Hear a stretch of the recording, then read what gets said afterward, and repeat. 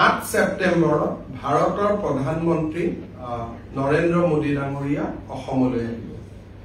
নুমলীগড় শোধনাগাৰত আমি এটা বায়ো ৰিফাইনাৰী বনাইছিলো ফিনলেণ্ডৰ এটা কোম্পানীৰ লগত সহযোগত চেম্ফলি বুলি। এই বায়ো ৰিফাইনাৰীটো সেকেন্ড বায়ো ৰিফাইনাৰী হ'ব।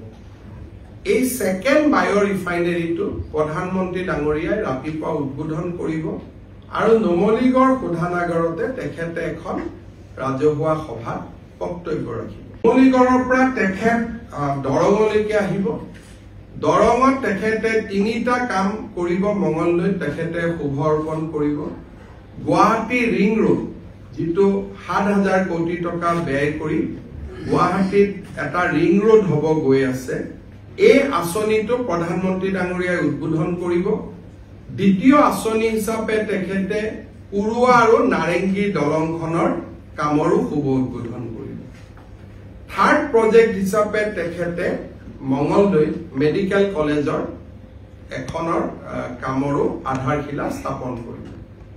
এইখিনি কৰাৰ পিছত তেখেতে গুৱাহাটীলৈ আহিব। 5টা বজাৰ পৰা আমি ভূপেন হাজৰিকা ডাঙৰীয়াৰ জন্ম শতবাৰ্ষিকী অনুষ্ঠান আমি আৰম্ভ কৰিম।